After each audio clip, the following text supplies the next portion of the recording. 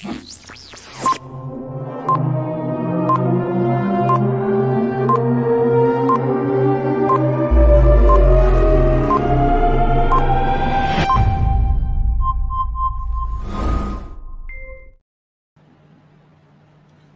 morning, everybody. This is Rajesh Jampalla, Dean PV Siddhartha College of Arts and Science. I welcome you all to the 5-day FDP on Unlocking Innovation, Exploring Intellectual Property Rights.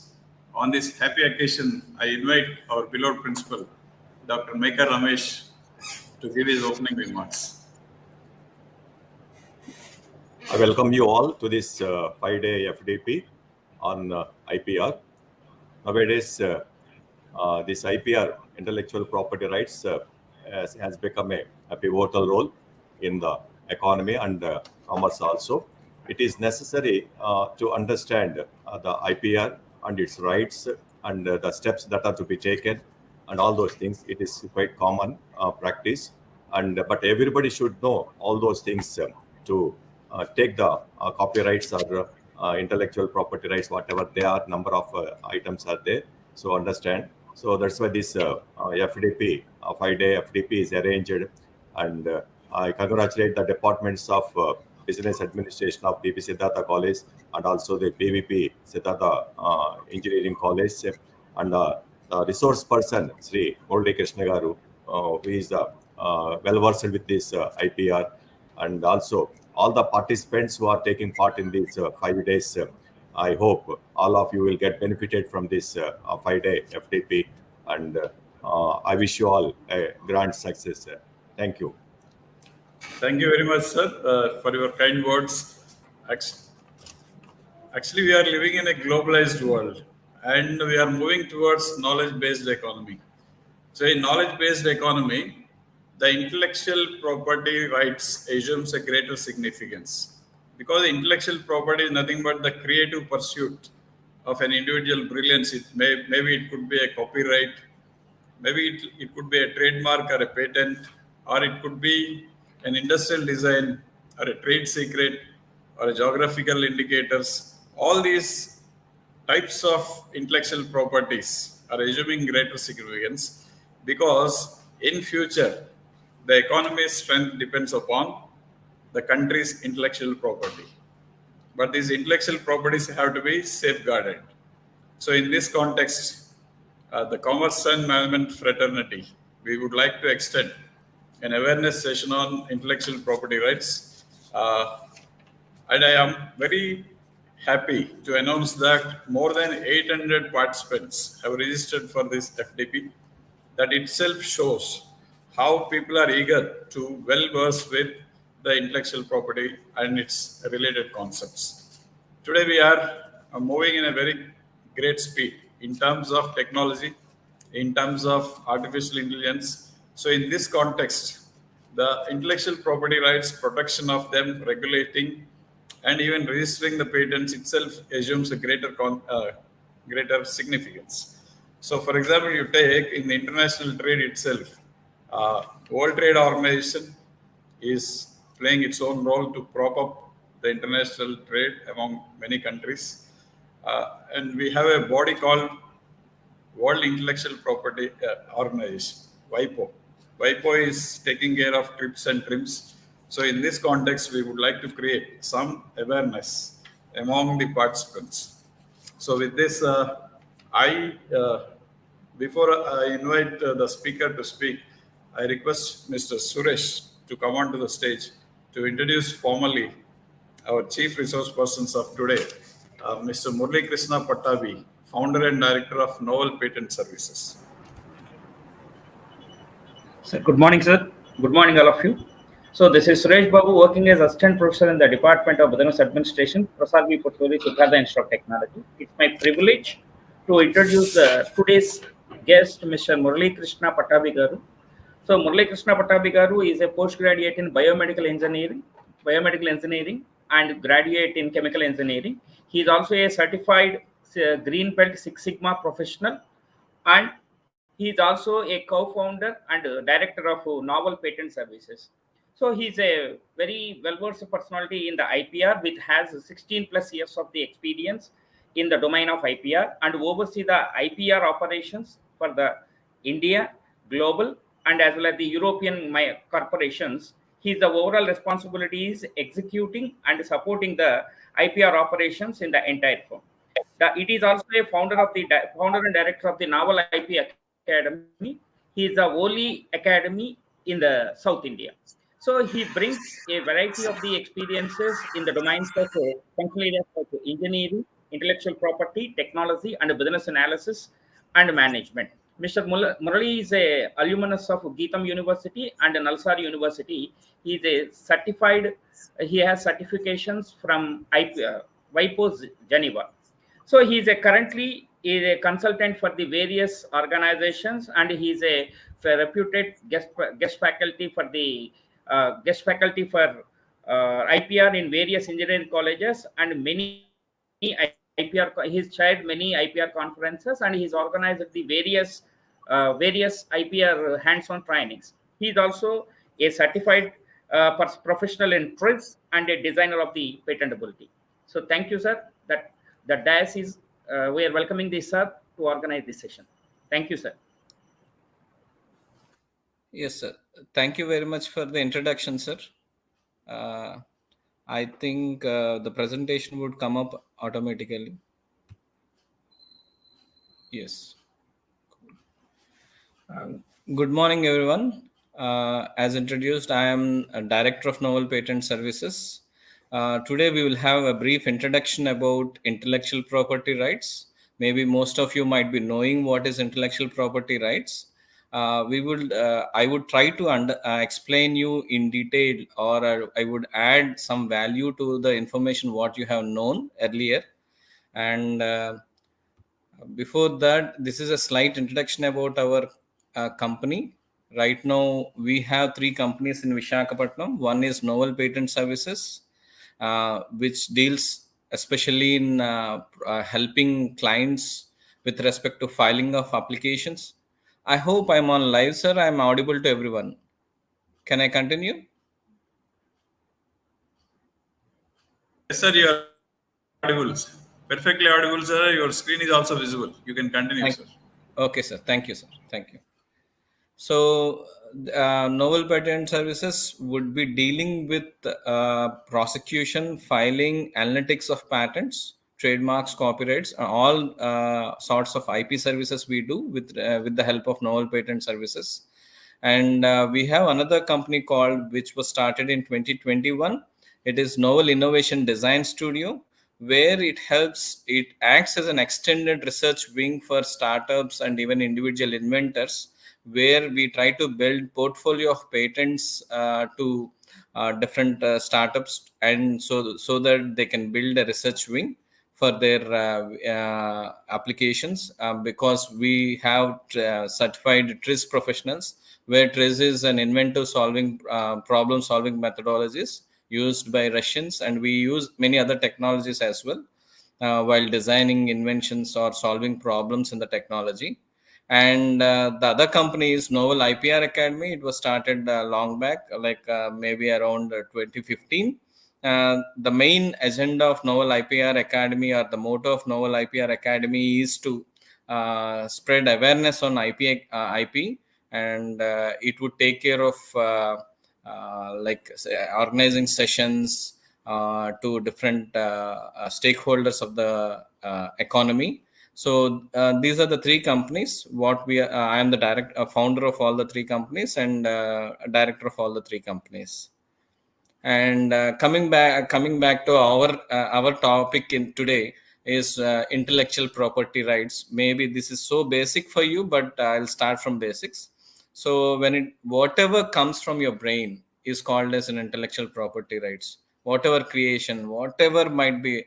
Suppose if you're dealing today, like how do you organize your college today, or how do you organize your department in a unique way which is not there before, can also would qualify for a intellectual property. So whatever creations or whatever thought process you comes out from your brain will be qualifying for intellectual property. So the thought process from your brain can also be protected as your asset, like any other asset. what you have. Like when we see the assets or properties, there are two types of properties. One is physical property and the other is intellectual property. Most of us know what is physical property, like our land, house, car, all these would qualify for physical property. And your imaginary thinking or your thought processes, whatever comes from your brain, which is unique or which is not there till date, would qualify as intellectual property. It is intangible, you cannot touch it, but even that can also be used for generating revenue or generating money for you. So anything which comes from your brain can be which is unique in process, which is not like followed, which is already there, that would qualify for intellectual property rights. For example, inventions can be your intellectual property right. When we say a unique name for our business is also a intellectual property right. And the secret formulas or secret pricing structure, whatever you give to your customers, we would also qualify for your trade secrets. And content on the website, if it is so unique, and if it is so unique that it draws people onto your website or brings customers or leads to your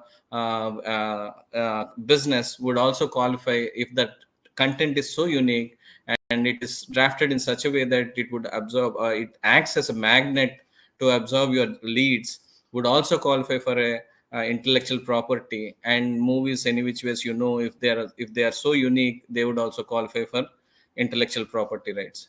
So these are some of the examples which would qualify for intellectual property rights.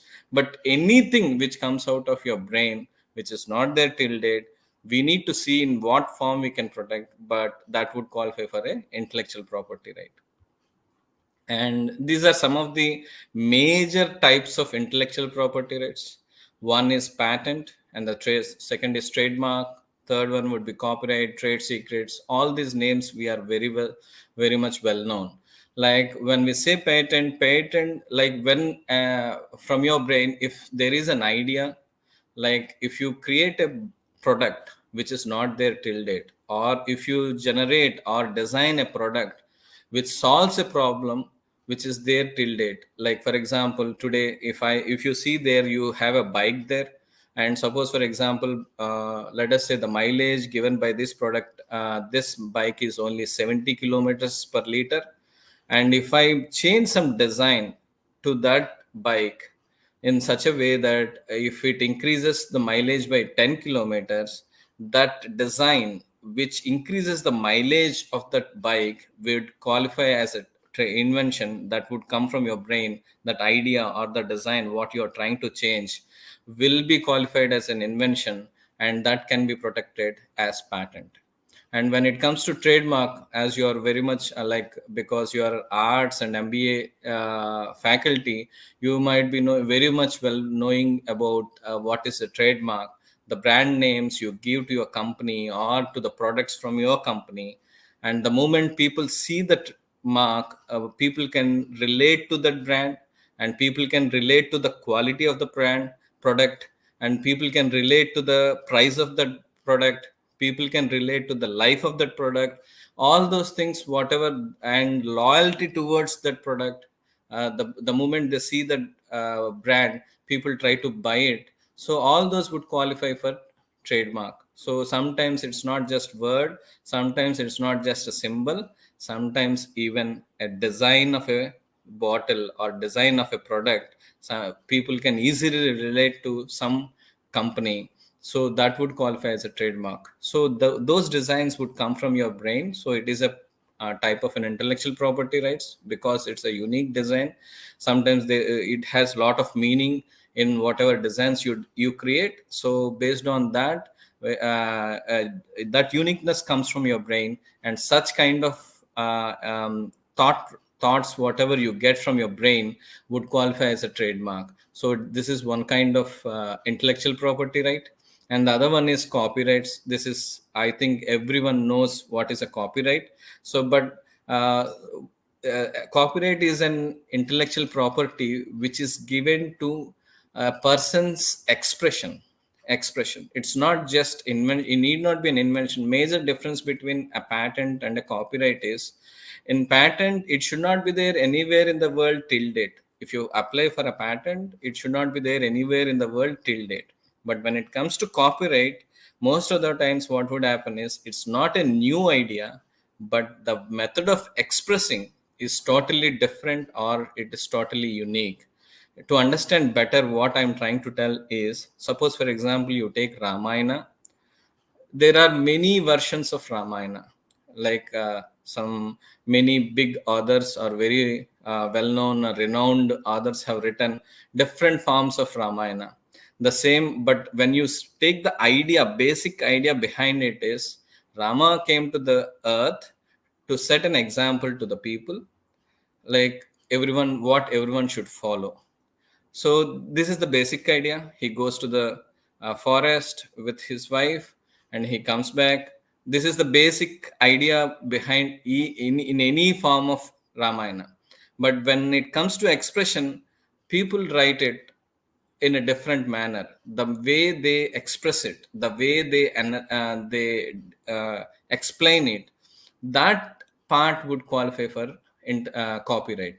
Suppose, for example, in any movie, coming back to any movie, if you take any movie, the movie is like two people will be loving each other, and most of the times parents would not accept it, or the public will not accept it, and finally they would fight and them get married. This will be the storyline for any of the movies, and this is nothing new in most of the movies. But there are many movies which are hit, and they have come into the market.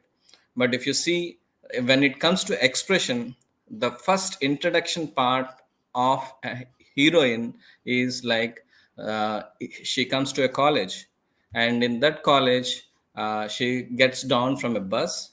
The moment she gets down, she'll be walking through a pavement where flowers will be there.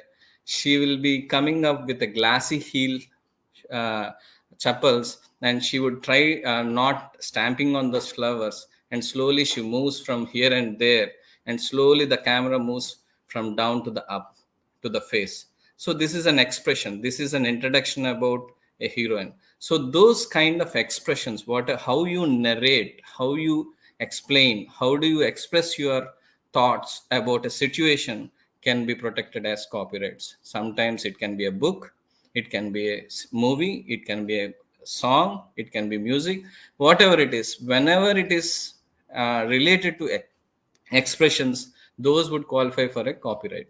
So, and another example, when it comes to academic these things, like if you take normal Pythagoras theorem, in our days state syllabus would be talking about Pythagoras.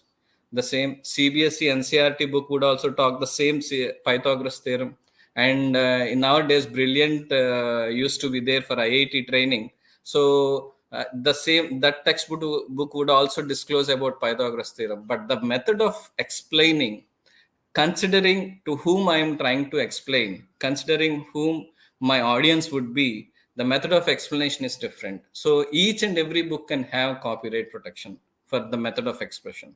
So copyrights are given for literary works, artistic works, or creative works, whatever it is. It is like this is copyrights are given for expressions. And when it comes to trade secrets, any information which is not disclosed to the public and helps in generating revenue to your company would qualify for a trade secret. Any secret, any information which is kept as a secret or which is not disclosed to the public openly and helps us in generating revenue will be called as trade secrets. Suppose, for example, everyone knows about the formula of Coke is not disclosed to the public, and it is still maintained as a secret, and it is generating money to them. It is considered to be a very good typical example of a trade secret. But to understand more in your context, for example, for an MBA or any other business environment, most of the times the price we offer to different clients is a secret thing which is not disclosed to public. Like it is some, most of the times it's not a standard price. For example, if you are trying to place your product on an e-commerce thing, the price is an open thing. But some services would be Like I would offer a different price for a corporate client, I would offer a different price for a regular client, and I would offer a different price for my loyal client. All these are my pricing structures, and all these are my business strategies. Based on my strategy, I would try to offer, and based on my revenue, I would expect them from them, or my market, like how do I grab my market. Based on all those strategies, I play with my pricing strategies. So sometimes, yeah, we will not keep it openly. The sometimes keeping that pricing structure as a secret would also qualify for a trade secret. So trade secrets is given for any information which is protected or which is not disclosed to the public openly, and which helps you in generating more money, or in generating or improving your business, would qualify for a trade secret. And the other form of intellectual property rights is industrial design. And in industrial designs, here the shape of or aesthetic appearance of that product is more important rather than the functionality of it. So only for aesthetic appearance, those can be protected.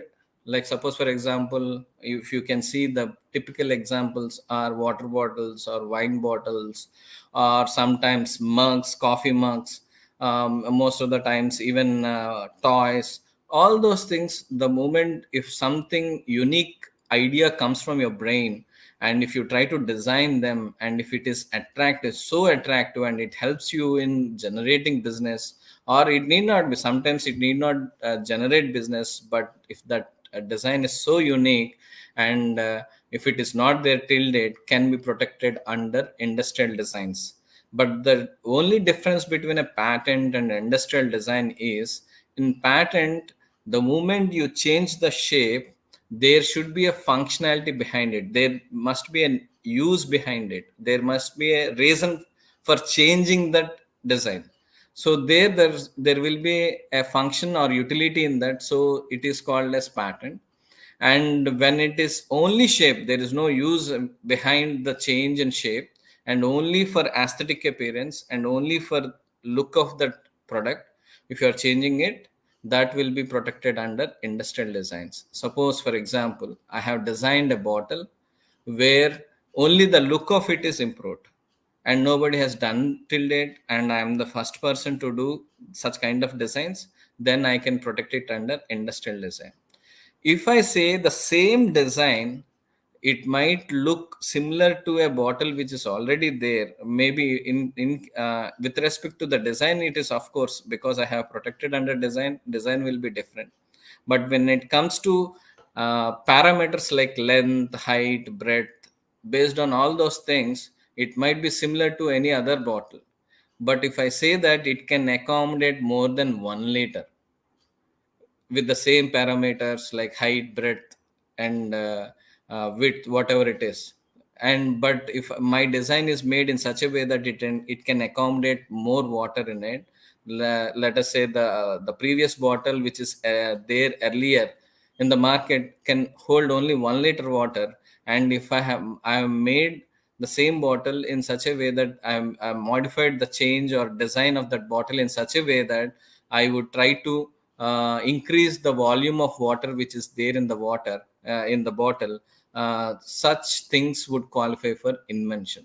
So there will be two kinds of IP. One is design for aesthetic appearance, and the second one would be patent for utility behind it, because I'm holding more water with the same kind of material or same amount of material and same parameters whatever I have taken. This is a small example, it doesn't happen, but this is an example to understand.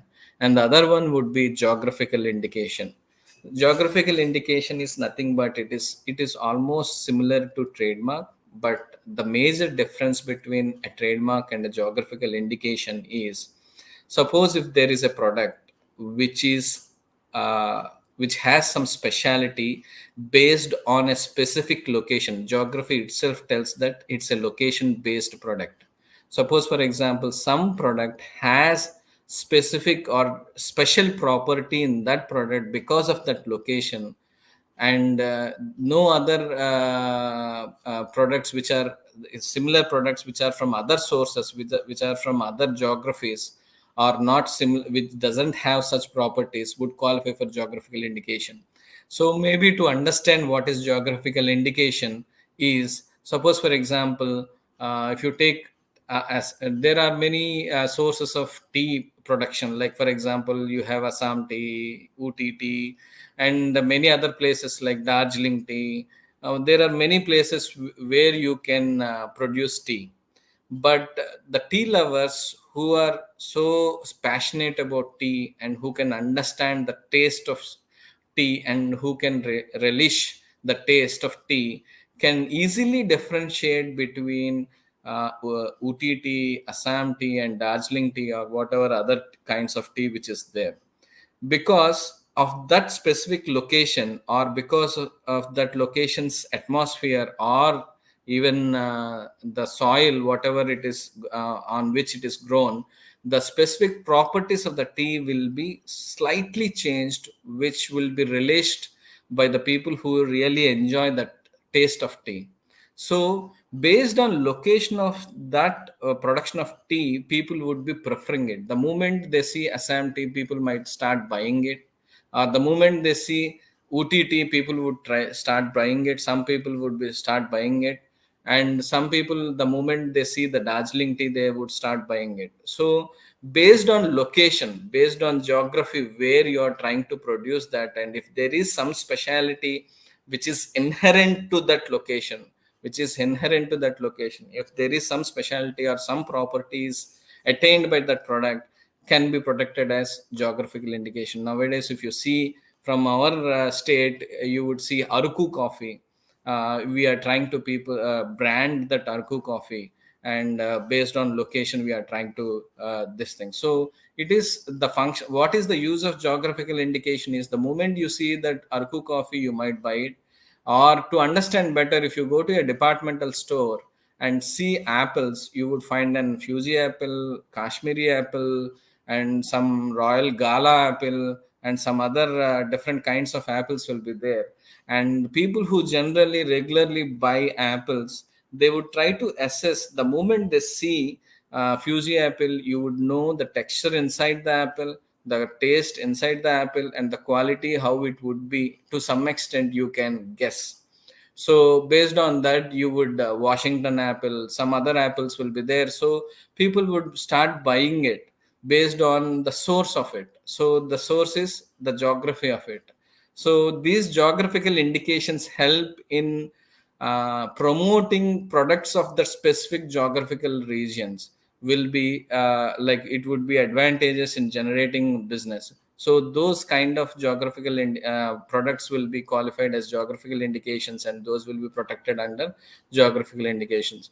Need not be every time agriculture produce like tea or apple or some other product. Sometimes what would happen, even the saris, Sambalpur saris or Mangalgiri saris, or even the products like Etukoppaka Bommalu, if you see, even the toys can also be protected under geographical indications. What is the difference? Like, why people would be, what is the, why it would qualify as a geographical indication, if you try to understand.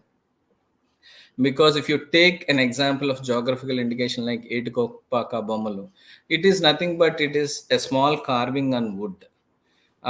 What is that is, people who are actually producing those toys, like they are doing it from their ancestors. So by default, in their DNA itself, that talent is inherited by them, and they start making those toys with that specific style, and they can easily make it. So it is obvious that people, or the persons who are skilled in doing such kind of toys from other regions, can also do those toys.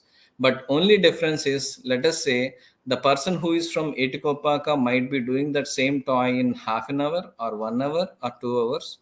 If suppose, let us assume that a person who is from Etikopaka and who is doing from his ancestors, and where the talent is inherited in him, will be producing it in 2 hours. the same product, if someone tries from some other location, it might take at least minimum 2.5 hours, and the quality and the finish might not be the same. So it need not be so even such things would qualify for geographical indications, and most of the times it need not be because when we say locations, the produce or agriculture product whatever we get in that specific region would qualify for geographical indications. Sometimes people who are into that specific location would have even skills. Those skills can also be protected under geographical indications, and that is the reason why even saris, Mangalgiri or Sambalpur saris or any other things, and even sweets like rasgulla. Like if you see the Kolkata rasgulla is different from Odisha rasgulla. The taste would be different, and the color, texture, everything would be different. Maybe now people are doing even in Vizag or Hyderabad or Vijayawada. People are doing those rasgullas, maybe, but the taste what we get there will be different, and the skill they have is different. Maybe nowadays people might be attaining the same kind of taste in some of the locations, but it because of geographical indication, what help they would get is, if I am from Kolkata, I can use it as Kolkata or West Bengal rasgulla. But people who is like, suppose if I am making the same rasgulla from Vizag, and if I want to use Kolkata rasgulla or West Bengal rasgulla, and if I want to sell it, I am not permitted because it is protected under geographical restriction, geographical indication. So if you want to sell the rasgulla, you can sell it, but you should not use those terms like Kolkata or West Bengal, something like that, or Odisha, because I am producing it from Vizag, or I am producing it from Vijayawada. I should not, I can use Vizag rasgulla or Vijayawada rasgulla, but I'm not supposed to use any product name of that particular location. That's the advantage what you get from geographical indication, because the moment they see the location, people would start buying it. So the advantage of having geographical indication is, the moment they see the location, people would start buying it. Suppose if someone who is not from that location is making it, it is like deceiving the customer. So we will be punished based on that. Now coming back to what is patent. Now we will go in detail about each and every kind of IP. There are many other IPs as well. Even plant varieties can also be protected under intellectual property rights, and semiconductor devices can also be like circuits on the circuit board can also be protected under intellectual property rights. But these are called as sui generis protections in intellectual property rights. But most of the times, let us say, for example, the circuit of a circuit board, most of the times they try to make it a trade secret rather than just a separate like design protection, or the circuit protection will not be taken by most of the companies. So now coming back to what is an invention, what is a patent. Patents will be given to inventions, like whatever you design will be given. Like for example, sometimes it is method, it is product, or it is composition, whatever it is. Inventions, patents will be given for inventions, not for any other things. Suppose if you take what is given as per Indian Patent Act, is it is defined under section 21J. Invention means a new product or process involving an inventive step and capable of industrial application. So the product whatever you're designing should have some application in the industry. When we say in industrial application, it's not just need not be only in industries. Suppose sometimes even a safety pin, if it has some utility in the market, and if people would buy that, that would be called as industrial application, or it is satisfying the industrial application. And even the different design, if it is solving some problem, even the safety pin can also be protected under inventions. So normally, for what inventions will be given is, to get a patent, any invention would be examined by the patent office. while exam in Indian Patent Office or any other patent offices of different countries would examine mainly three different features. It should have minimum three different features. One is it should be novel, and it should have inventive step, and the third one is it should be industrially applicable, or it should be useful to the public. Only then you will be given a grant. And you know that once, if someone is given a patent, patents will be given only to the inventions. And if you are given a patent grant on your invention as a patent, you are the owner of that patent, you will be having a right for a period of 20 years, like from the date of filing. For the period of 20 years, nobody is supposed to use your invention without your permission. Or if someone wants to use it, he needs to take license from you, or he you need to allow him to use your technology. Only then he can use. If someone is using without your permission, you can sue them and levy fines from them and make money out of it. So yeah, patent is a quid pro quo system where what patent office or countries of different governments are saying is, you disclose your invention to the public, and in return we would give you a right for a monopoly or an exclusive right for a period of 20 years. We would give an exclusive right for a period of 20 years, and nobody is supposed to use without your permission. So you can make money out of it the moment you invent something, and you can protect, you would be protected under the patent law from different governments. So normally, coming back to what will be given a patent is, it should be novel, industrially applicable, at the same time it should have inventive step. When we say novel, suppose most of the times people would be thinking that this is not there in India, and I am the first person to use this particular product, and nobody used in India till date, so I want a patent. In such cases, Indian Patent Office will not give you a grant, because when we say novel, in any country also they would first examine it is satisfying the novelty feature of the invention or not. When we say novel, it should not be there on the earth in any form. Need not be only in India or in US or Europe. In any form, it should not be there on the earth. Only then it would qualify for a no, like it would first satisfy the feature or the basic principle called novelty, and you would be given a patent. And the second and the first principle or first requirement of a patent will be satisfied. The second requirement is, it should have an inventive step. When we say an inventive step, anything, any improvement to the existing technology, or small slight improvement or design modification in such a way that you increase the efficiency of the bike or increase the mileage of the bike.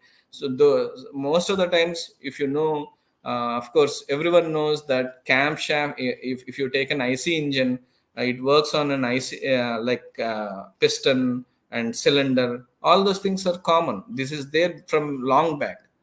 But if I want to increase the mileage of that bike, of an IC engine bike, what do I do? Generally, what we work on is, one of the item where we can work on is the cylinder length, or where exactly the petrol will be pumped, and the piston which goes front and back would be. These are the two things which are important or critical in moving a bike. So most of the times when we say we want to increase the mileage of a bike, these two will play very important role in designing an invention and designing a bike.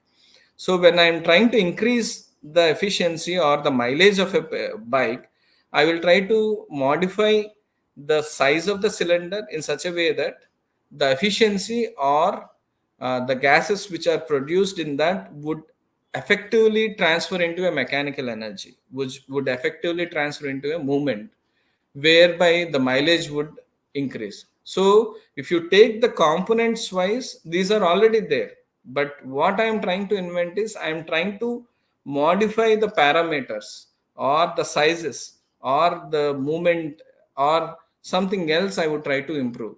So even those slight improvements or the slight design modifications or even slight variations in measurements would increase my efficiency. In such cases, this would qualify. This would be called as technical advancement, and this would satisfy the second criteria for a patent, and then it would satisfy as an inventive step. And for an inventive step, as per Indian Patent Act, apart from technical advancement, if you can increase the commercial, like suppose for example, if you are trying to decrease the product cost drastically, if there is a commercial economical advantage, either technical advancement or economical advantage, in both the cases you can get, it would satisfy inventive step, this thing. So in first case we discussed about what is inventive step with respect to technical advancement, like modifications in the cylinder diameters or piston movement or whatever it is would qualify for an inventive step. In second case, in the second part of this inventive step is, sometimes you don't modify anything with respect to the technical things, but your production cost will be drastically reduced because of your unique thinking. Even then it would satisfy the inventive step thing. So when we say decreasing the price is, when we say the decreasing the price means, sometimes what would happen in majority of the big industries, because of process optimization, naturally someone, if someone is working to get the product, it costs 100 rupees. Because of process optimization, naturally you would attain 95 or 96 or 97. For 95 rupees only you can increase. But slight or smaller changes in prices will not qualify for a patent, because it is just a process optimization. It will not qualify for an inventive step. But when I design a system whereby I can reduce it from 100 rupees, the product of cost of making of that product from 100 rupees to 90 rupees, there is a drastic improvement or drastic change in the price. And because of my process, what I have implemented, there is a cost significance, cost advantage to that. It would satisfy even inventive step. So in two cases, patent office would consider it as like satisfying the second criteria what is required for a patent, inventive step. One is it should have a technical advancement, or it should have an economical advantage. Like when I say economical advantage, it's not just 1% or 2%, it should have a significant or reasonable, or it has significant is the right word, or it should have a significant difference between the existing cost of making to the your improved cost of making. I hope you could understand what is inventive step. And the third one is, as I told you earlier, it should have an industrial applicability. And most of the times when we say industrial applicability, we carry our brain thoughts based on that word, that it should be useful in industries. It's not so.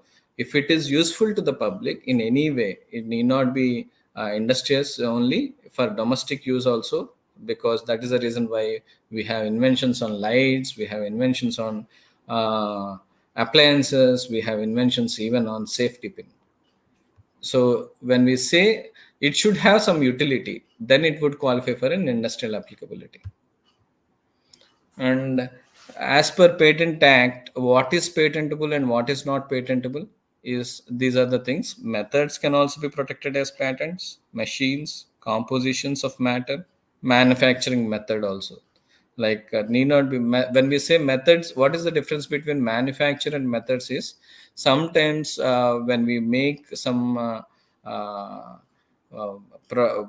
pharmaceutical products, method of making it would also be important, so that the output would be 90% accurate, 95% accurate, efficient, or 100% efficient, or 98% efficient. Even for chemical things, chemical companies also, they're attaining 90% accuracy, efficiency is very much important.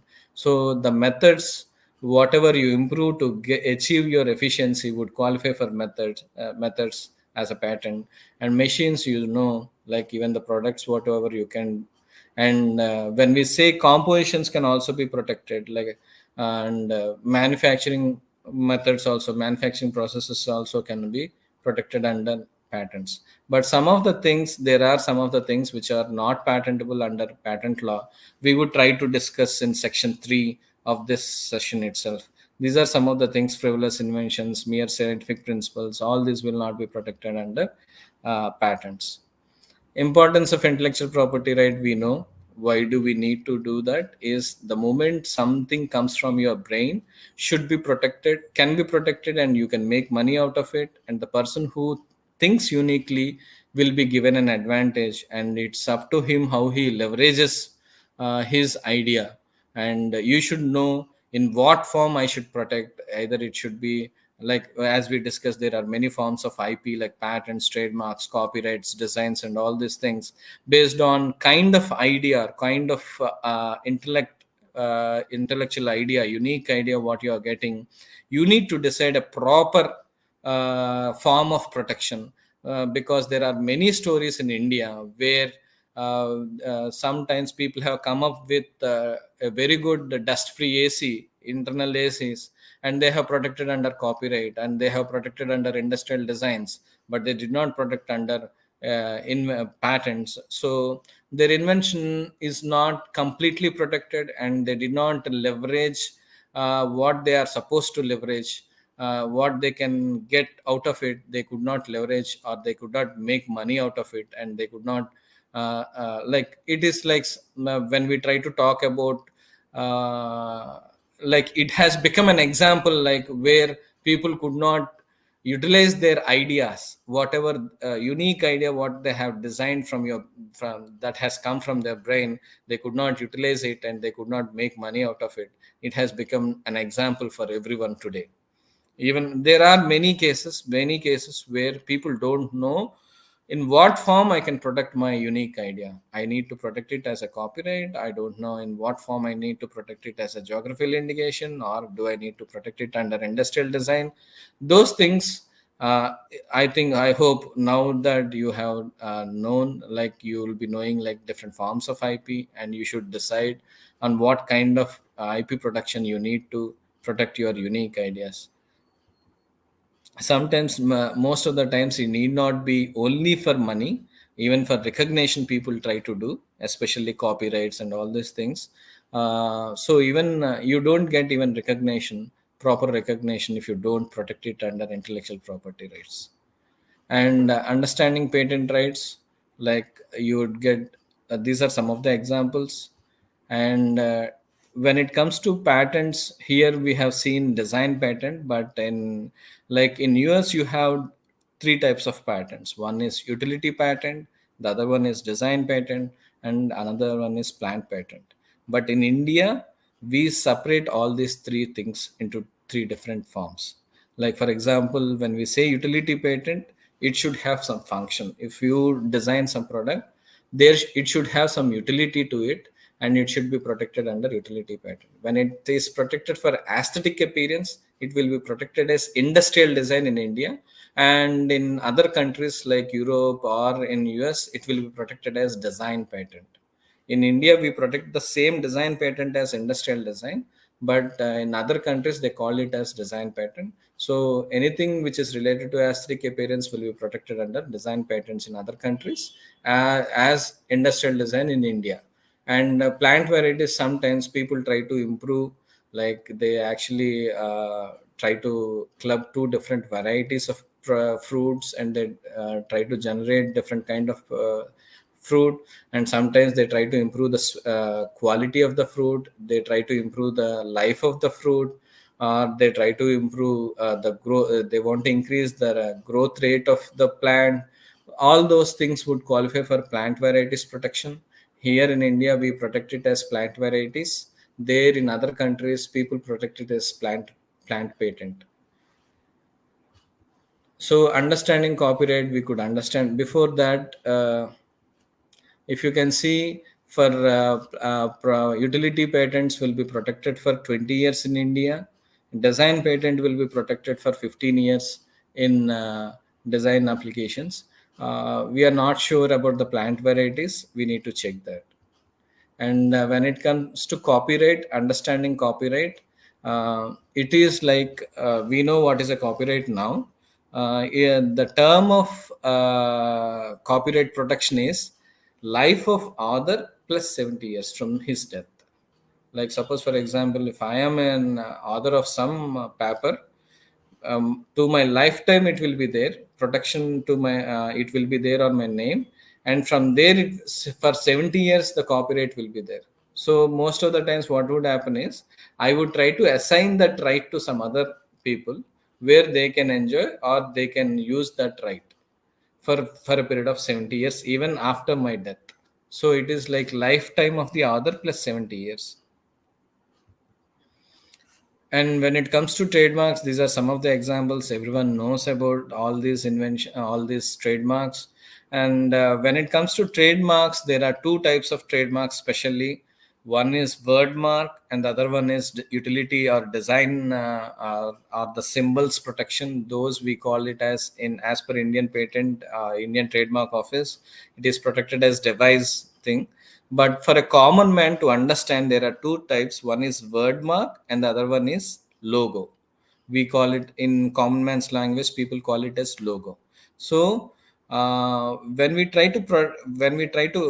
say what is word mark is, suppose for example, novel patent services is there. I can protect it as a word mark.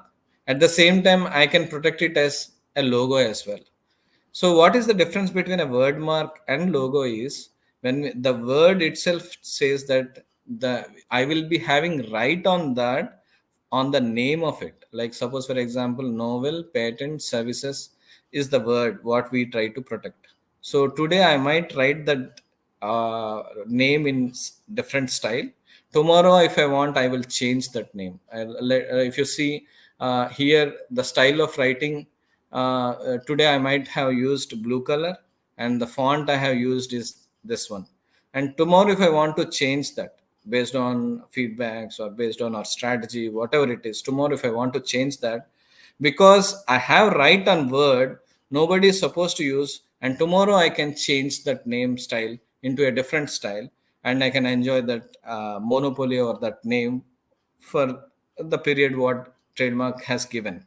So if I have a right, if I can file a trademark for logo as well as in this case, if you see here, the symbol and the name can be protected as logo, and only these three words can be protected as word mark. Only difference between this thing is if a word mark is there today, I will be getting right on those words, and tomorrow I can change the styles in whatever style I want. I can write it, and if I get a trademark on a logo, I will be having right only on that specific design, not on any other design. If tomorrow, if someone changes, like suppose for example, if you see there are wings to my logo, and if these are removed and if they add something else, it is not infringement of my logo. So when we try to protect it as a logo protection or device protection as per Trademark Act, I will have my rights will be limited to a specific thing. And when I protect it as a word mark, my rights will be more, and I can change it in whatever form I want in future. But as per business law, you know that I cannot change every time, because people, once it gets registered in people's mind, if you try to change, it is not so easy uh, to sustain in the business in the same level, and most of the times there might be a disconnect. So that is the reason why people don't change it very often. But the thing is, that's a marketing or business strategy what they have. Based on their strategies they would decide. But the flexibility what you get from wordmark is you can change the shape or direction or the color or the style of writing, whatever it is, for wordmark once you get the right on the word. Once you have a right on that logo or the symbol or the specific style of writing as a device protection or a logo protection, you will have right only on that. Of course, most of the times we need not register the color. We can file it as a black and white photo, so that tomorrow you can change the colors, but the design will not be altered. Design cannot be altered. If that design is altered, you will not have right on it, and anyone can come into your space. So, and generally trademark is given for a period of either wordmark or a logo will be given for a period of 10 years, and you got to renew it every 10 years. You got to pay fees and you got to renew it every 10 years. So it will be like lifetime, but every 10 years we need to pay renewal fees. And we know what is a trade secret. When we say Coca-Cola is a classic example, people say that it is protected from 125 years. And there are many people who did reverse engineering and said that the formula of Coke is so and so, so and so, so and so. But Coke did never confirm that yes, it is the same formula what the so and so person has cracked it. And still they maintain it as a trade secret because it has become a business strategy for them to maintain it. Of course, the taste is no more such unique what it used to be earlier. There are many sodas which are almost similar to Coke, but it is going with a specific strategy. They are trying to make it, they're still maintaining it as a trade secret, and they're maintaining, and only a few people in the world knows the formula of Coke.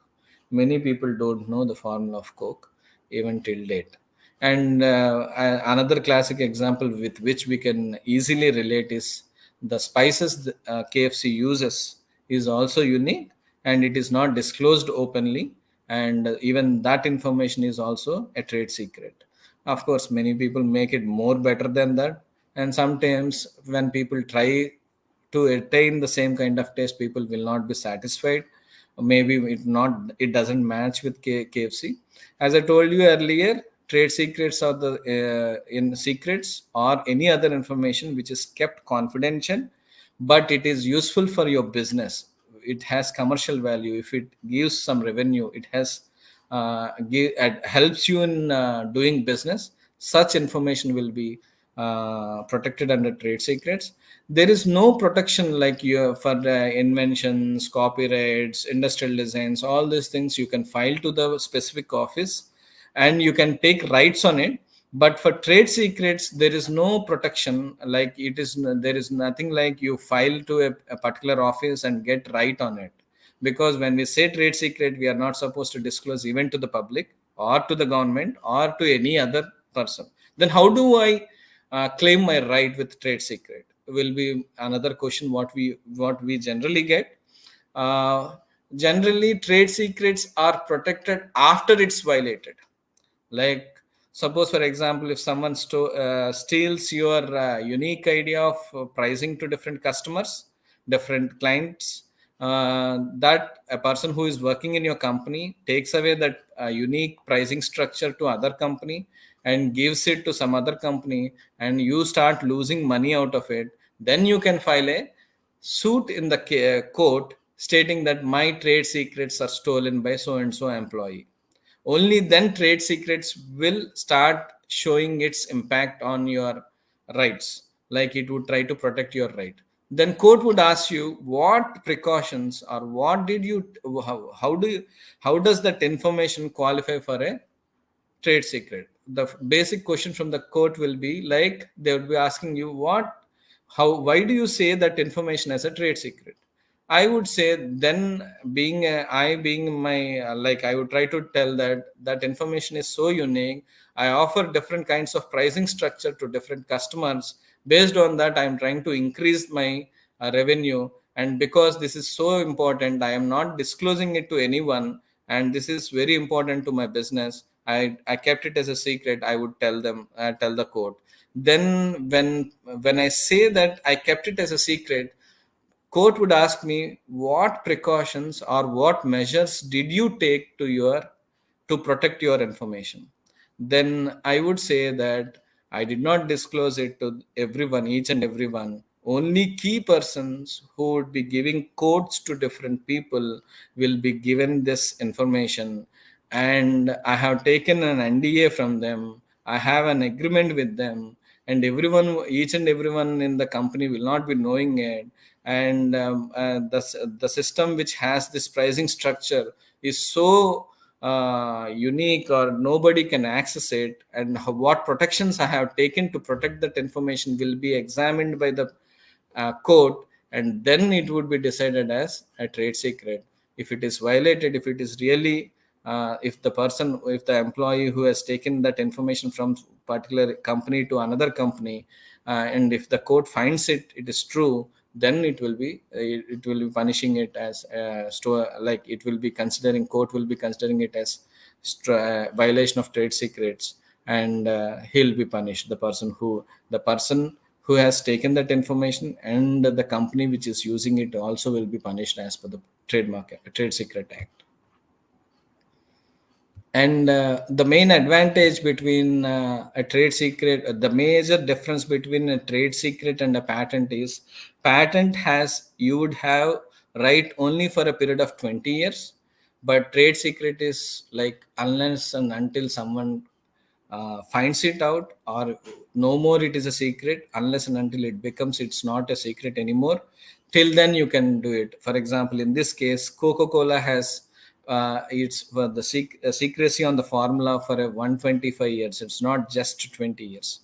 Then you might get like, why should I spend money in filing a patent and attaining all legal complications and doing all these things? Why do I need to go for a patent?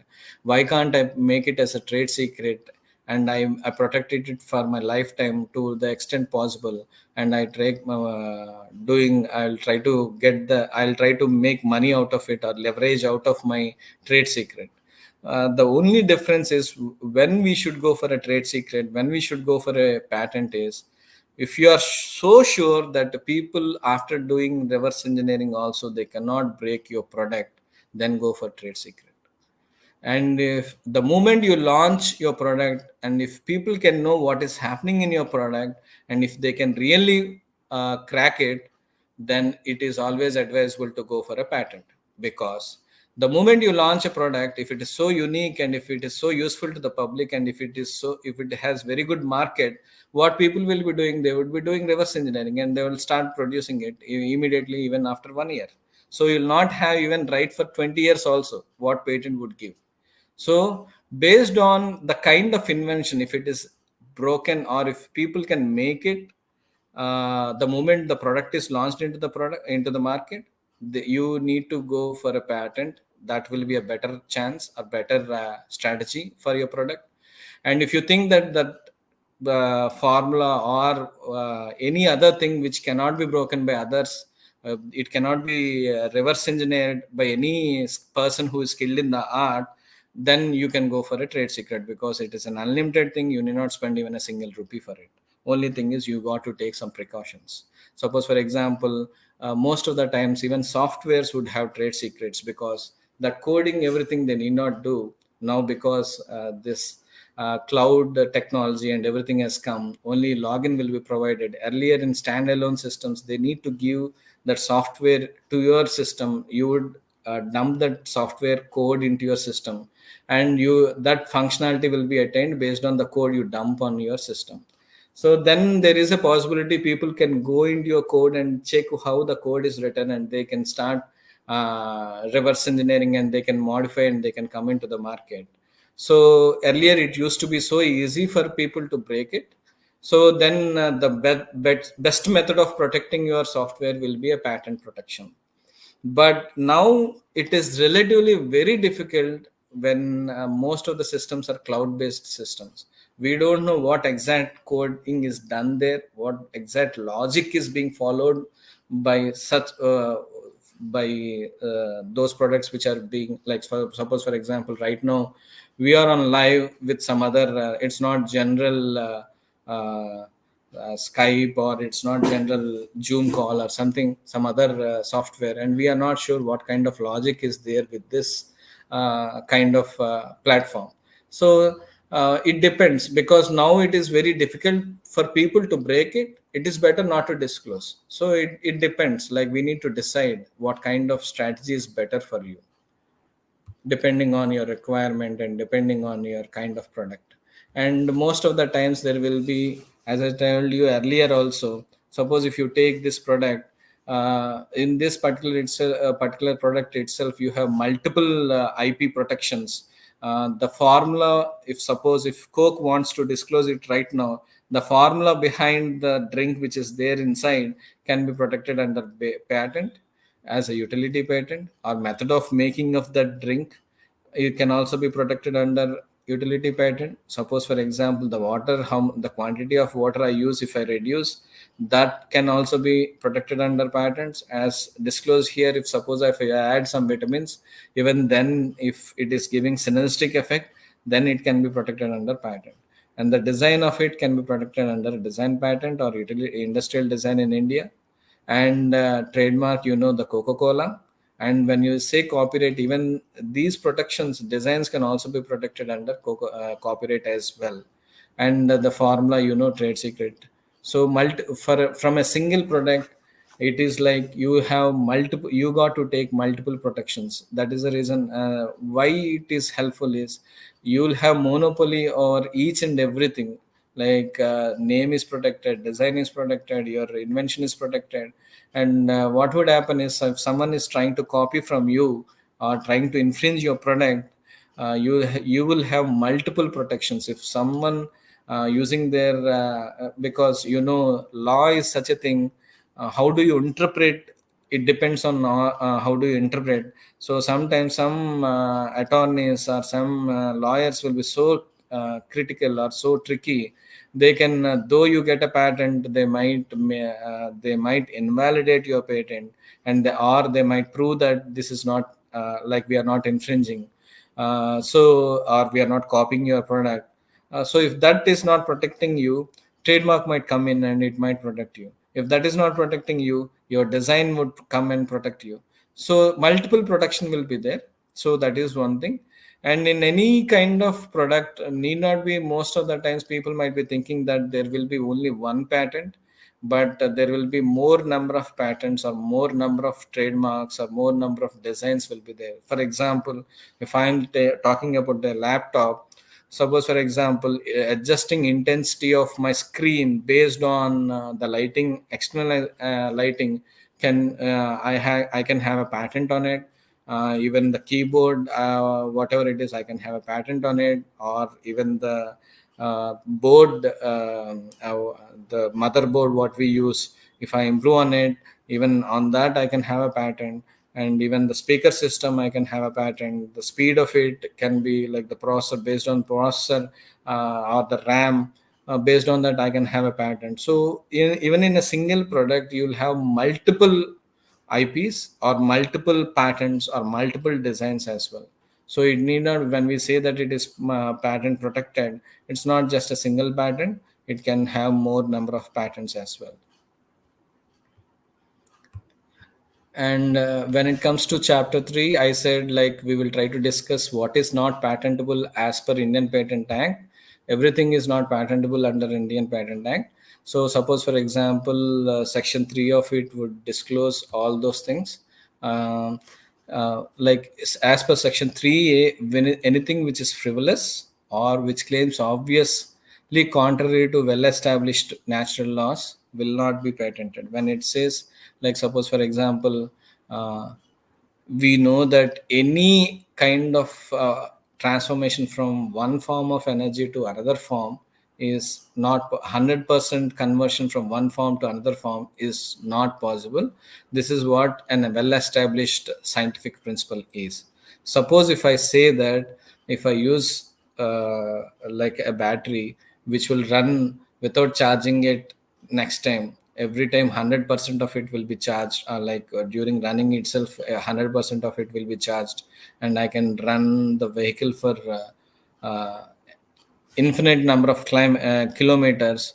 That is against to the well established law. So you'll not be given a patent, though you might have invented, but it is against to the well established natural law. You'll not be given a patent. Or if you say that 100% of chemical energy is converted into mechanical energy, even then it is not possible. So in such cases as well, you'll not be given a patent. And when it comes to 3B, like for example, if you're trying to do like an invention which is commercial exploitation or contrary to the public order. Public order means which is against to the law. Suppose in India, guns are not patentable. But in US, guns are patentable because it is as per the public order there, it is allowed. Licenses are given to that.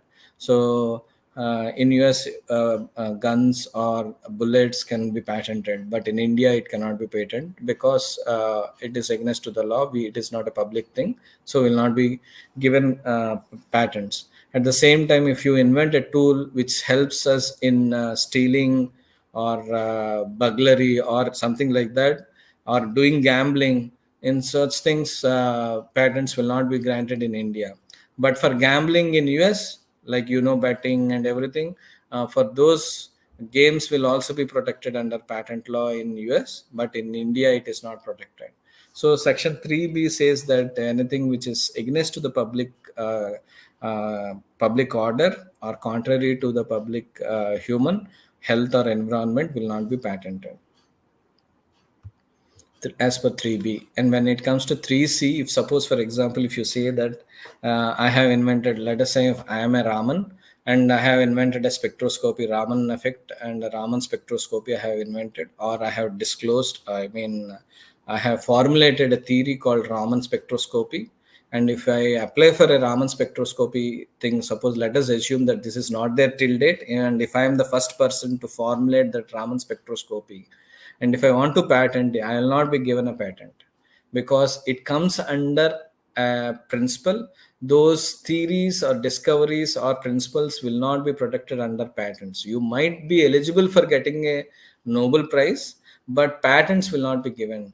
But using Raman effect, if I say that, if I take that into a using a device using Raman effect, I would decide if particular diamond is a particular stone is a diamond or not based on spectroscopy using the Raman effect. So that device, if that device is not there till date, if I am the first person to make using that principle, I will try to detect a particular stone is a diamond or not. If I can decide that it is a diamond based on my Raman effect principle with my device, for that device I will get a patent, but for the principle I will not get the patent. Principles will be like it will be recognized under some other things, but patents will not be protected, will not be protecting any new principles if you come up with. And when it comes to 3D, mere discovery of a new form of a substance, like suppose for example, if you say salts or esters of a known substance, like suppose for example, paracetamol is there. Salt of we know, everyone knows that paracetamol or some other compositions is no like, or if you take aceclofenac is there. Aceclofenac is used for pain, to decrease your pain. Suppose today and till date only aceclofenac is there in the market, and tomorrow if I come up with a salt of my aceclofenac or co-crystals of say aceclofenac, and if I say that it can also be used for treating the pain, and I want to launch the product, I will not be given a patent. And because salts or mere small changes to a known substance for a known use will not be given a patent, because here again inventive stuff will be evaluated, and based on that you'll not be eligible for a patent. So naturally, to make it very simple, salts, esters, polymorphs, metabolites, or any other things of a known substance for a known use. Suppose for example, for the same use, like for example aceclofenac, as I told you, is used for pain killing, and ester of aceclofenac, if I say that I will be using it for painkiller, as a painkiller, you will not be given a patent, though it is the substance is not disclosed. Novelty part you will be qualifying, but inventive part you will not be qualifying for it.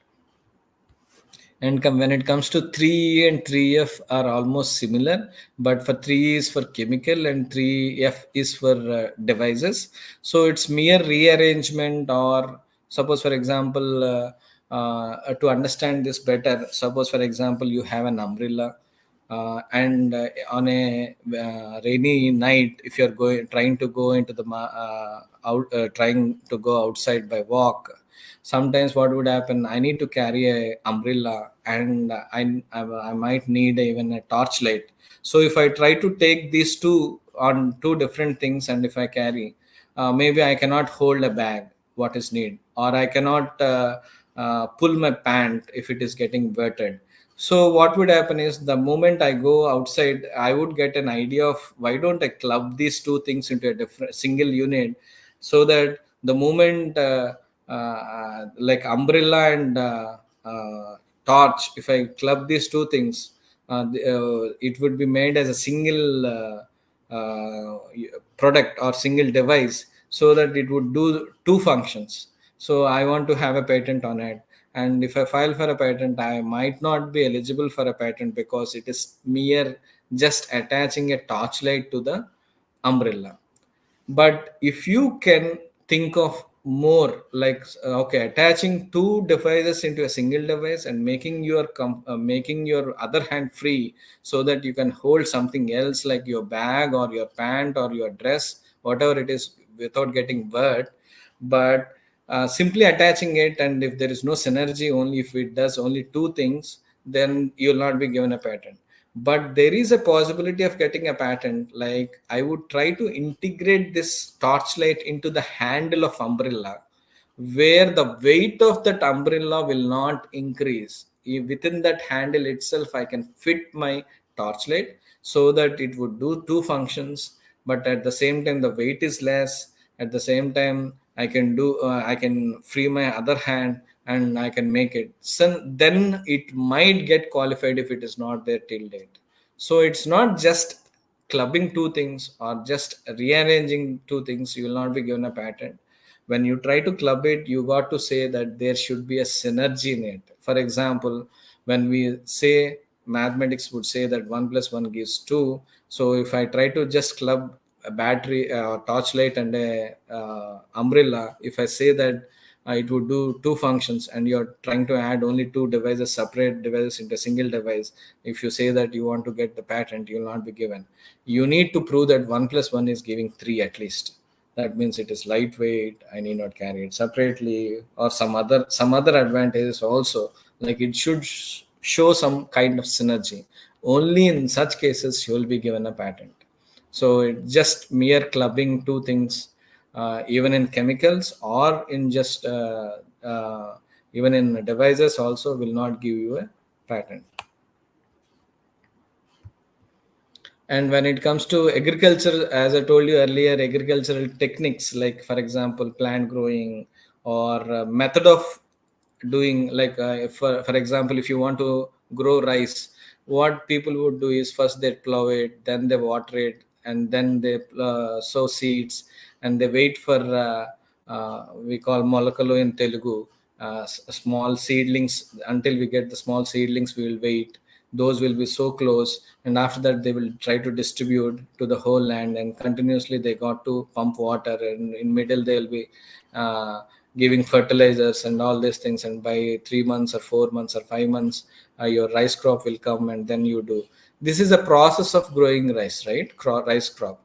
Such kind of process of will not be protected under 3H, because as per 3H you cannot protect it, those processes, because if that patent is given to such kind of things, like it is harmful to the overall public, because nobody else can produce using the same methodology. So such will not be protected under patent act. But the devices which assist agriculture, like suppose for example a tractor is there or a device is there, where you can utilize it for removing this waste plants. At the same time you can distribute it, you can plant plant your seeds, or you can cut the weeds. At the same time you can distribute the fertilizer, at the same time you can water everything. All those devices which help your agriculture will be protected under patent act, but the method of growing some particular crop will not be protected under agriculture under patent act. And when it comes to 3I, even the same is the case with surgical procedures as well. Let us say if you see as a C-section, like when we see deliveries, if people are doing cesarean and taking it, Like for that, naturally, what would be the steps is people would start giving anesthesia, then they will cut it, they'll take the baby, they'll clean that pelvic region, and then they stitch it back, and again they keep on medication. These are the steps, important steps. If someone tries to improve the, like suppose for example, if they remove some steps in this, and if they want to file a patent on it, in such cases patents will not be given.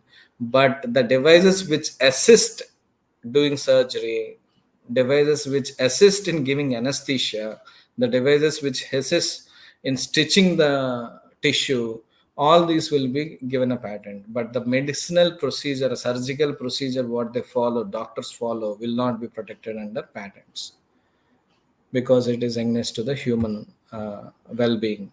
And 3J, like microorganisms, like mere inventions, patents will be given only for inventions, not for discoveries. So mere discovery of an algae, or mere discovery of a virus, mere discovery of a bacteria will not be given a patent. But using that bacteria, or you are trying, if there is some human interpretation into that, or human intervention into that, and if you can collect it, and if you're making something out of it, or if you're trying to change something into that, and if you're trying to inject or do, you are making it as a like what you call or drug, uh, vaccine or something like that, because there is some human intervention into it, human contribution to that, then it will be patented. But as such, microorganisms will not be protected, because it is already there in the world.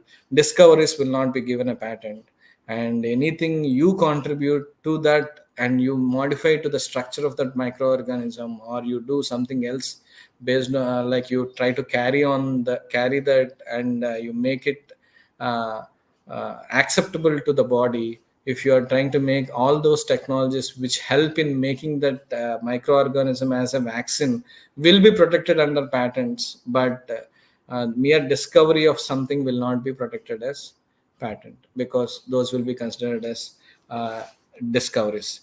And when it comes to 3K, computer programs or business methods will not be protected. But earlier we talked that some of the things related to computers can be protected. Ideas or different methodologies which are unique, which gives business advantage, can be protected.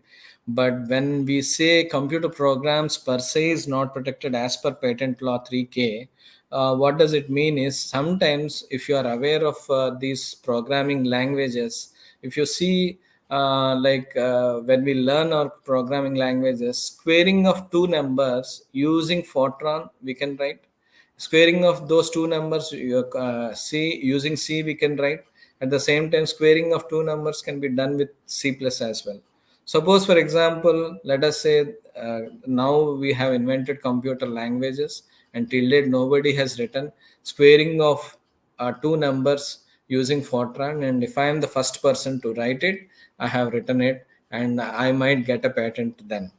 But tomorrow, because C has come into the market and C has been invented, and if someone says that I will square the two numbers using C language, so there, because you are trying to write the same thing in other language, you are not doing anything new, you will not be given a patent. So when we say that computer programs per se is not protectable, the coding part or the language you use will not be protected under patent, but the logic you use to do something, some bigger action, so that you get transformation of the result, the moment you give some two inputs, and the output whatever you are getting is altogether a different thing, and where the system processes everything, and that idea of converting that initial information to the last information will be protected under patent. But the languages you use to write, or the code you write, or the algorithm or the flowchart you use to get that output will not be protected under patents. So this is a debatable thing, and many people would think that when software is not patentable, people would not come for patenting. But actually there are n number of patents being filed in software, and these are given granted, and many people are making advantage of using those computer programs, patented computer programs. And literary works, because computer programs, music, all these will be protected under copyright, so these are not protected under patents. And 3M, like suppose for example, if you the strategy of playing cricket, suppose if a captain and a coach makes a different strategy, like in our times in 96, I think earlier first 15 hours people used to play like they wanted to play defensive, and they want to keep in tact like all the wickets. And after 15 hours they used to play after 30 hours. Like suppose people used to guess, like if at 30 hours our score is somewhere around 150 or 120, people used to think that in those 20 hours our score would be double of it, or 120 into 2, around 250 will be our score if the wickets are there in that. So earlier the strategy of playing cricket before 96, it used to be like keeping everything intact for first 15-20 hours, and then start playing like slogging ball in the last final hours. That was the strategy earlier. But from 96, Sri Lanka has come up with a different strategy, because the field restrictions are very less, or like there used to they like even now there are field restrictions. In the first 15 hours they started using those 15 hours field restrictions, and they started slogging the ball in the first 15 hours itself. They used to score like anything, and they have come up with a different strategy which is so unique. Nobody used that kind of strategy earlier, and that is the first team which used, and they could win the World Cup. So this is a different strategy, but that strategy will not be protected under patents. That is a different strategy. You can protect it under any other form, but patents cannot protect such kind of strategies. This is an example to understand, but there are anything which the method of teaching or the method of administrating your college, all those will not be protected under patents. And presentation of information, how do I express, all those things can be protected under copyrights, because presentation is nothing but expression. So it depends on how do you protect, like how do you express. So based on that, those will be protected under copyrights but not under patents. As I told you earlier, integrated circuit layout, or circuit how exactly the circuit will be there on those chips or the boards will be protected under semiconductor devices, not under patents. And uh, anything related to traditional knowledge, for example, we all know that turmeric is used as an antibacterial thing. Suppose the moment I get hurt, our old age parents would try to apply turmeric to that so that it would heal. Suppose if something like that is used, and if you find that this is not there till date, I am tomorrow someone says that if I put tea powder or coffee powder or something else, it will be healed, the wound will be healed. If I am saying that, if I straight away say that this is it, if I want to protect it under patent law, it will not be protected, because all this is there in Ayurveda or some other thing, or in use from tradition, like from long back from our ancestors. So this will be considered as a traditional knowledge, as well as it is a discovery of what used to be there earlier. So it will not be protected under patents. But suppose for example, in turmeric there are elements like curcumin or something else are there, some other components will also be there if you see there.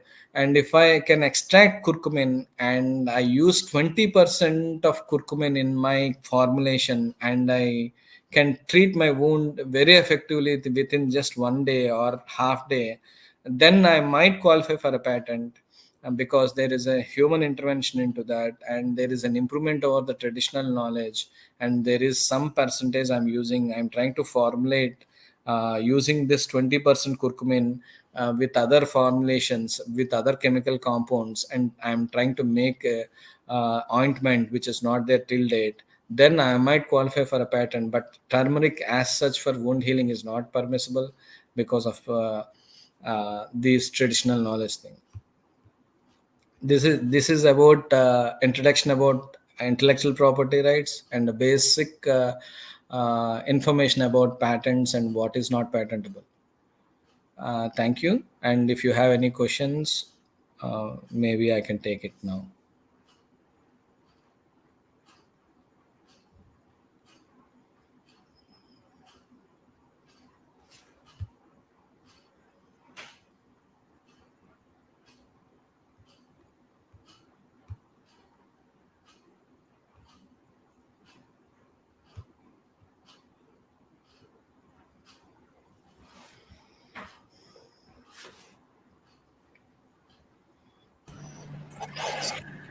Yeah, Murli sir is a wonderful disposition on awareness on about intellectual property rights, sir. Thank Sir, for the benefit of audience, now the session is open for queries. We got one or two queries. Now we'll post that in the screen so you can respond. Sure, sir. I have a question with regards to the trade secrets in food beverages and restaurant business, especially when we have a governing bodies that can infiltrate at any moment from a complaint.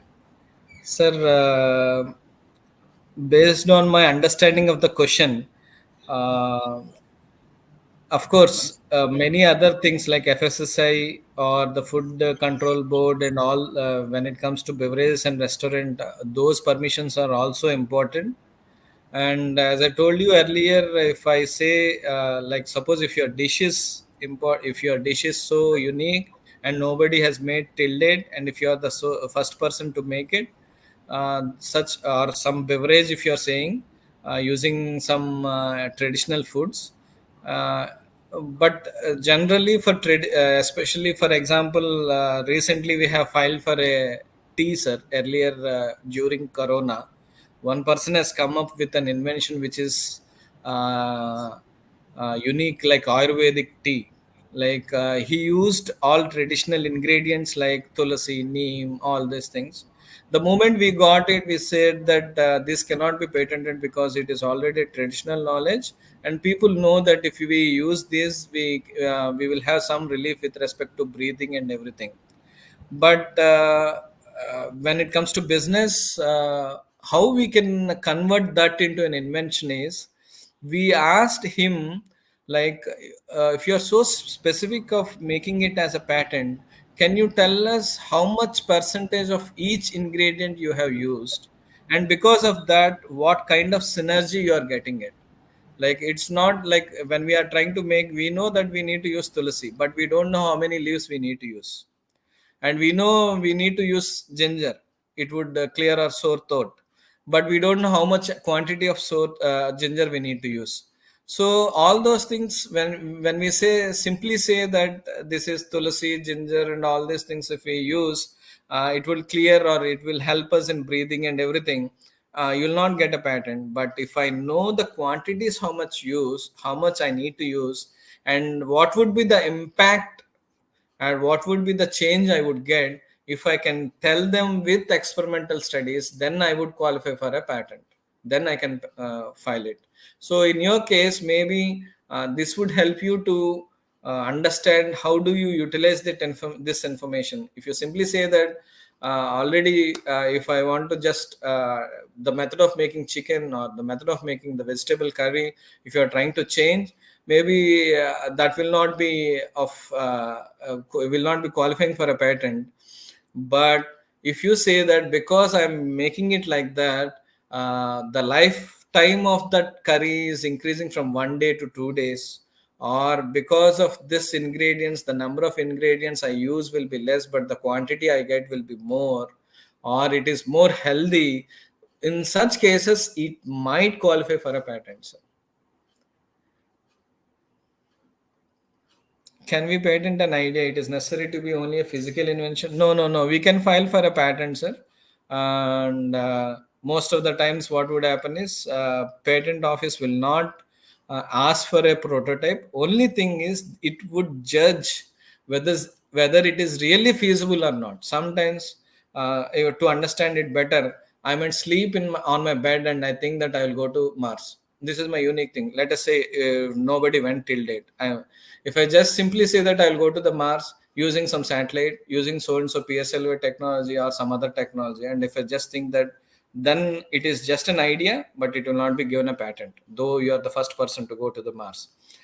To reach that Mars, if you can tell that how much is the distance, what kind of fuel you are using, what kind of vehicle you are using, what principles are you using, to what extent it will you can travel, from there onwards what energy you would be using, how do you reach there, the more concrete information you have will be considered. And if they find that it is practically possible and it is practically feasible, then they will give you a patent. Then you need not have a physical product for it. When we generally, that would be the question. But when you say it is just an idea, unless and until it has practical applicability, like the third criteria what we said, it should have an industrial applicability. Or if it has some industrial applicability, then it can be patented.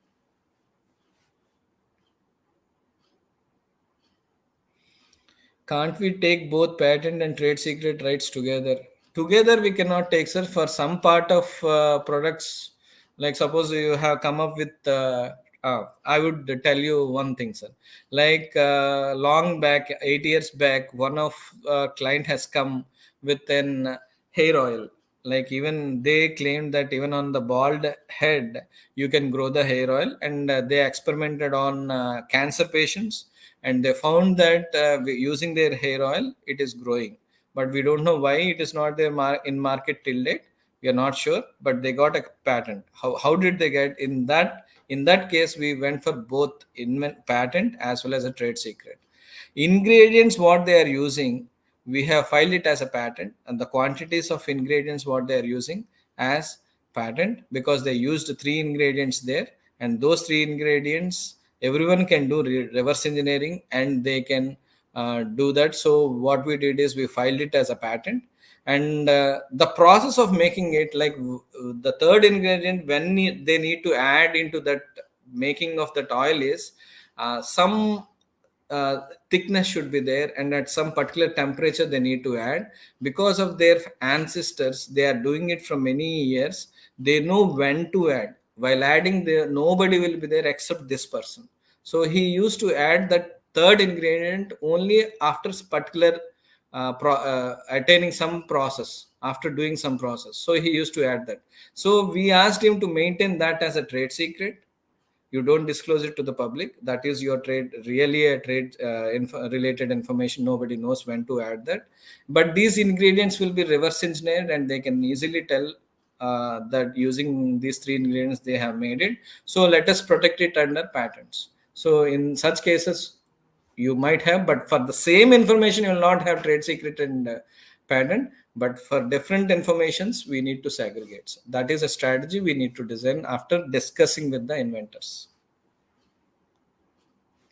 Can we generate revenue after copyright? Yes, sir. It depends on how. Like suppose, for example, you write a book, and if you give it to some publisher, if your book is so important and so useful, and it has so this thing, and how do you negotiate with them?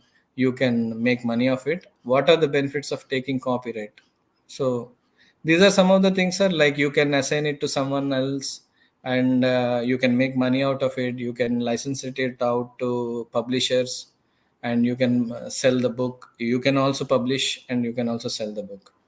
Can the patent term be extended over 20 years? No, sir, you cannot. Only for 20 years it will be there. In US, for pharma patents, the patent office will not extend the patent, but the FSSI, like Drug Control Board of FDI, uh, uh, Drug Control Board of US would extend the patent term by maximum of 3 years. Like, because if I can show that during prosecution time, like because most of the times during examination, undue delay will be there from the patents in some cases. If I can prove that there is an undue delay from the patent office, because of that I could not get grant and I could not go into the market.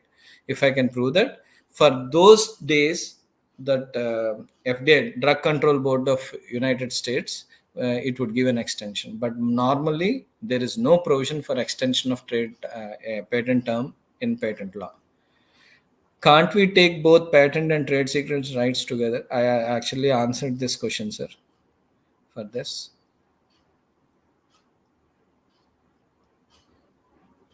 Can we generate any form of revenue by taking a patent? Yes, sir. If you give, like, you can make a product out of it, and you can license, then you can sell that product, or you can license it out.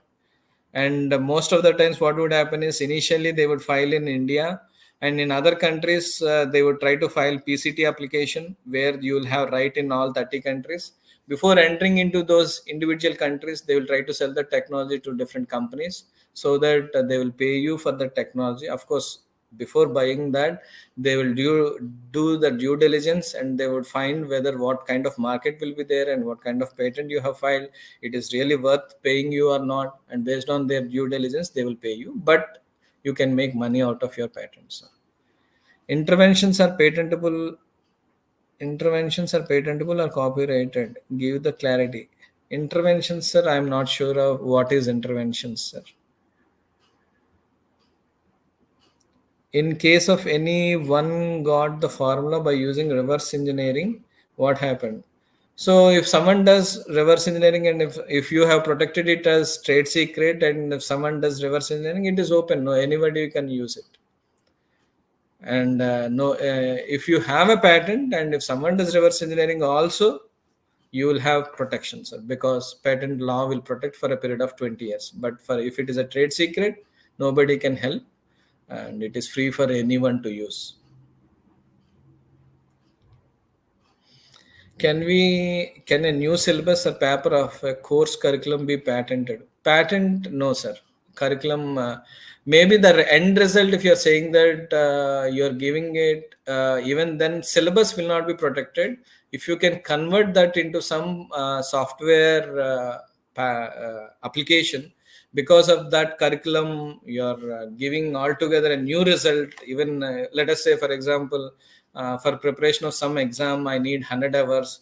Using your curriculum or your syllabus and using your application, if I can prove that instead of 100 hours, I can do it within 50 hours, then in such cases, it might qualify for a patent, but ordinarily, it is not possible for filing a patent. You can only protect it under copyrights.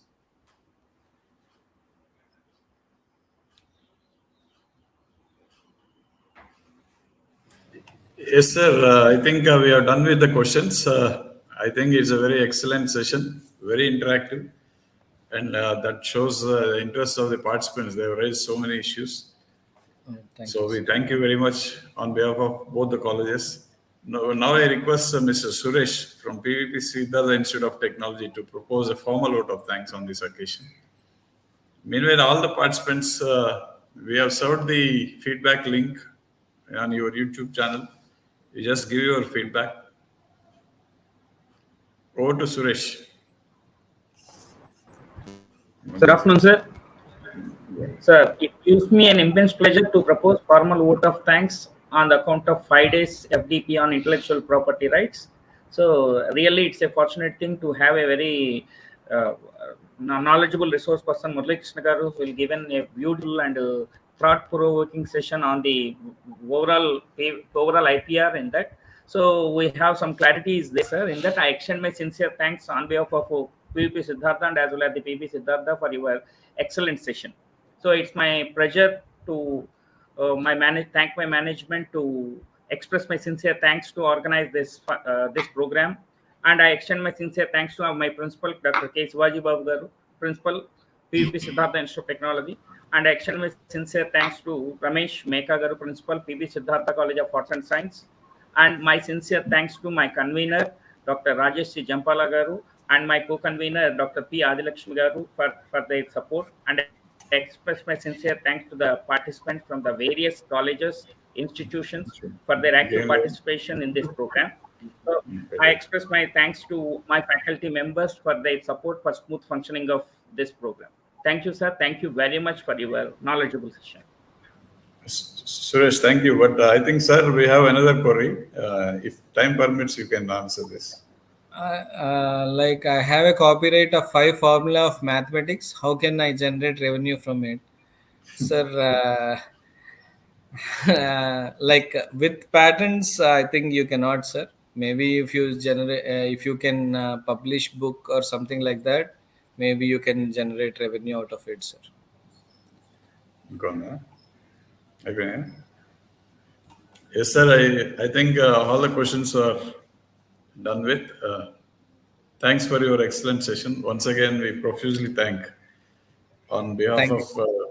PVP and PP Siddhartha College of Arts and Science for your Thank you. wonderful delivery of the Thank you topic. very much, sir. Thank you for your time. Thank you for giving me Thanks. this opportunity to talk, sir. Thank you very much, sir. So all the participants once again join tomorrow at exactly sharp 10:55 a.m. Thank you very much. We are signing off the session. Thanks a lot.